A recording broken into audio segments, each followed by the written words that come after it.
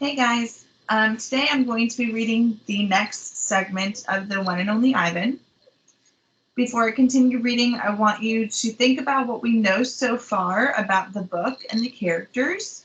We know that the main character is a silverback gorilla named Ivan, and his neighbors are an elephant named Stella, and there's a stray dog named Bob. They live at the Big Top Mall in a circus, and the owner is Mac. We also know that the circus is not doing very well. So I want you to keep that in mind as we read aloud today. Remember also, we know that Ivan either he doesn't remember his past or he doesn't want to remember his past, but he doesn't really remember much about his past. And then we also, just from background knowledge and things that we know, a very popular saying is that elephants remember everything. So that theme and that general idea is going to come up a couple of times. As we read today, we will be making quite a few inferences. Remember, we've talked about this before. Inferences are things that we kind of piece together. We take what we read, we take what we know, and we fill in the blanks.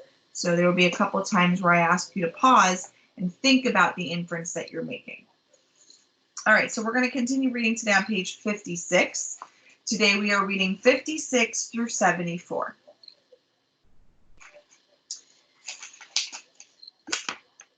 Mac gives me a new black crayon and a fresh pile of paper. It's time to work again. I smell the crayon, roll it in my hands, press the sharp point against my palm. There's nothing I love more than a new crayon. I search my domain for something to draw. What is black? An old banana peel would work, but I've eaten them all. Not tag is brown. My little pool is blue. The yogurt raisin I'm saving for this afternoon is white, at least on the outside. Something moves in the corner. I have a visitor. A shiny beetle has stopped by. Bugs often wander through my domain on their way to somewhere else. Hello, beetle, I say. He freezes, silent. Bugs never want to chat. The beetle's an attractive bug with a body like a glossy nut. He's black as a starless night. That's it. I'll draw him. It's hard making a picture of something new. I don't get the chance that often, but I try. I look at the beetle, who's being kind enough not to move, then back at my paper. I draw his body, his legs, his little antenna, his sour expression. I'm lucky. The beetle stays all day. Usually bugs don't linger when they visit. I'm beginning to wonder if he's feeling all right. Bob, who's been known to munch on bugs from time to time, offers to eat him. But I tell Bob that won't be necessary. I'm just finishing my last picture when Mac returns. George and Julia are with him. Mac enters my domain and picks up a drawing. What the heck is this? He asks. Beats me what Ivan thinks he's drawing. This is a picture of nothing, a big black nothing. Julia's standing just outside my domain. Can I see? She asks. Mac holds my picture up to the window. Julia tilts her head. She squeezes one eye shut. Then she opens her eye and scans my domain. I know, she exclaims. It's a beetle. See that beetle over there by Ivan's pool? Man, I just sprayed this place for bugs. Mac walks over to the beetle and lifts his foot. Before Mac can stomp, the beetle skitters away, disappearing through a crack in the wall. Mac turns back to my drawings. So you figure this is a beetle, huh? If you say so, kid. Oh, that's a beetle for sure, Julia says, smiling at me. I know a beetle when I see one. It's nice, I think, having a fellow artist around. Stella is the first to notice the change, but soon we all feel it. A new animal is coming to the Big Top Mall. How do we know this? Because we listen, we watch, and most of all, we sniff the air. Humans always smell odd when change is in the air, like rotten meat with a hint of papaya. Bob fears our new neighbor will be a giant cat with slitted eyes and a coiled tail, but Stella says the truck will arrive this afternoon carrying a baby elephant. How do you know? I ask. I sample the air, but all I smell is caramel corn. I love caramel corn. I can hear her, Stella says. She's crying for her mother.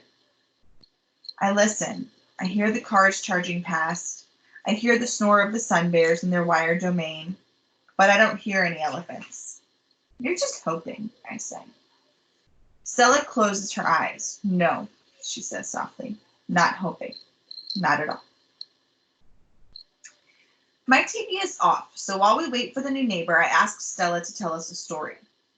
Stella rubs her right foot against the wall. Her foot is swollen again, an ugly deep red. If you're not feeling well, Stella, I say, you could take a nap and tell us a story later. I'm fine, she says, and she carefully shifts her weight. Tell us the Jambo story, I say. It's a favorite of mine, but I don't think Bob has ever heard it. Because she remembers everything, Stella knows many stories. I like colorful tales with black beginnings and stormy middles and cloudless blue sky endings. But any story will do. I'm not in a position to be picky.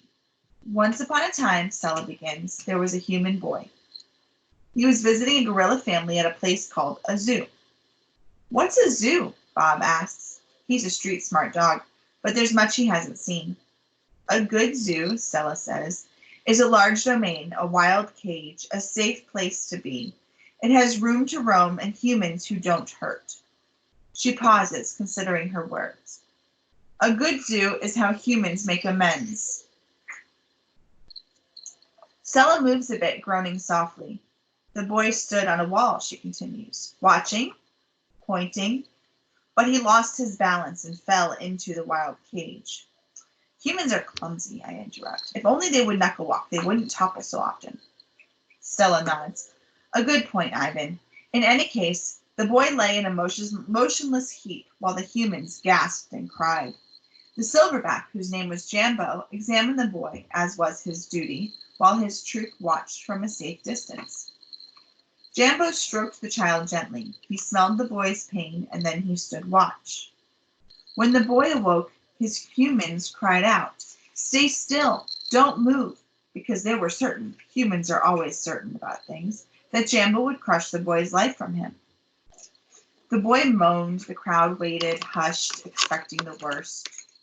Jambo led the troop away. Men came down on ropes and whisked the child to waiting arms. Was the boy all right? Bob asks.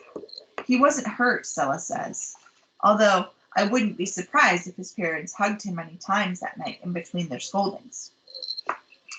Bob, who was chewing his tail, pauses, tilting his head. Is that a true story? I always tell the truth, Stella replies, although I sometimes confuse his facts. I've heard the Jambo story many times. Stella says that humans found it odd that the huge silverback didn't kill the boy. Why, I wonder, was that so surprising? The boy was young, scared, alone. He was, after all, just another great ape. Bob nudges me with his cold nose. Ivan, he says, why aren't you and Stella in a zoo? I look at Stella. She looks at me. She smiles sadly with her eyes just a little, the way only elephants can do. Just lucky, I guess, she says. The new neighbor arrives after the 4 o'clock show. When the truck comes lumbering toward the parking lot, Bob scampers over to inform us. Bob always knows what's happening. He's a useful friend to have, especially when you can't leave your domain. With a groan, Mac lifts the sliding metal door near the food court, the place where deliveries are made. A big white truck is backing up to the door, belching smoke. When the driver opens the truck, I know that Stella is right. A baby elephant is inside. I see her trunk poking out from the blackness.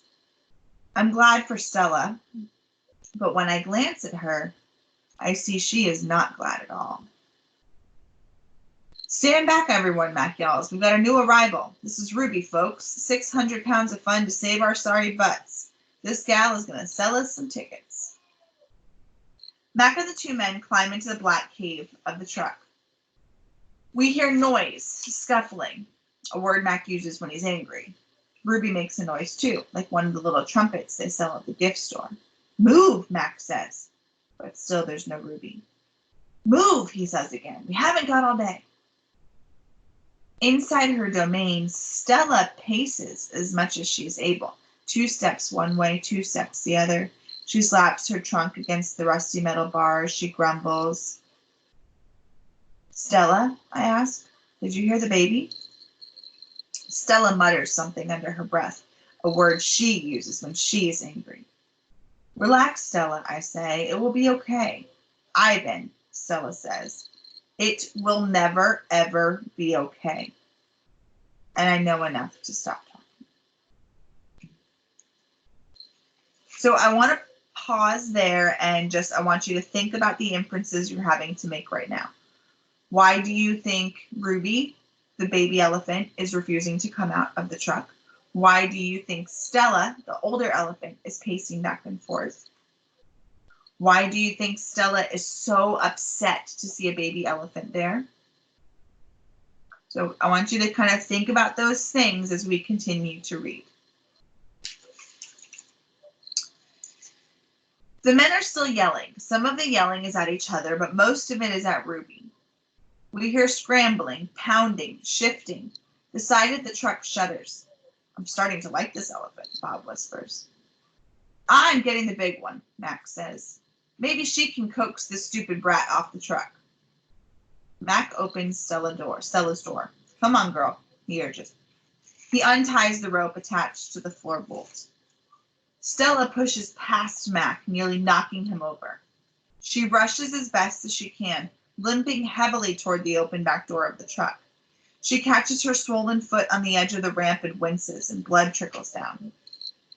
Halfway up the ramp, she pauses. The noise in the truck stops. Ruby falls silent. Slowly, Stella makes her way up the rest of the ramp. It groans under her weight, and I can tell how much she's hurting by the awkward way she's moving. At the top of the incline, she stops. She pokes her trunk into the emptiness, and we wait. The tiny gray trunk appears again. Shyly, it reaches out, tasting the air. Stella curls her own trunk around the baby's. They make soft rumbling sounds. We wait some more, and a hush falls over the entire Big Top Mall. Thud, thud, step, step, pause. Step, step, pause, and there she is. So small she can fit underneath Stella with room to spare. Her skin sags, and she sways unsteadily as she mazes her way down the ramp. Not the greatest specimen, Mac says, but I got her cheap from this bankrupt circus out west. They had her shipped over from Africa. Only had her a month before they went bust. He gestures toward Ruby. Thing is, people love babies. Baby elephants, baby gorillas. Heck, give me a baby alligator and I can make a killing. Stella ushers Ruby toward her domain. Mac and the 2 men follow. At Stella's door, Ruby hesitates.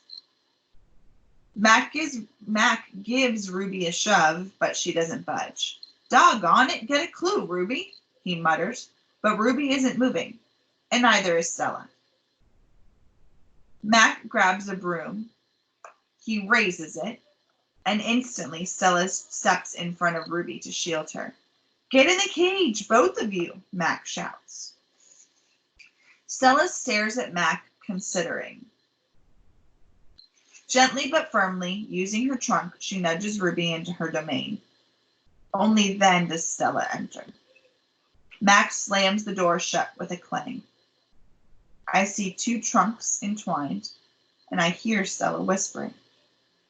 Poor kid, says Bob. Welcome to the Exit 8 Big Top Mall and Video Arcade, home of the one and only Ivan. So we're going to pause there for today. Big things happened in Ivan today with the addition of a baby elephant named Ruby. I want you to really think about why Stella's upset about that, though. Why does that bother her so much? And why do you think why does it bother her so much? So if you go to assignments, you have only 3 this time, 3 comprehension questions, and then you need to do 1 green I Ready lesson and submit. Also, if you would like, you can hop on at noon for an optional lunch and book chat. See you later.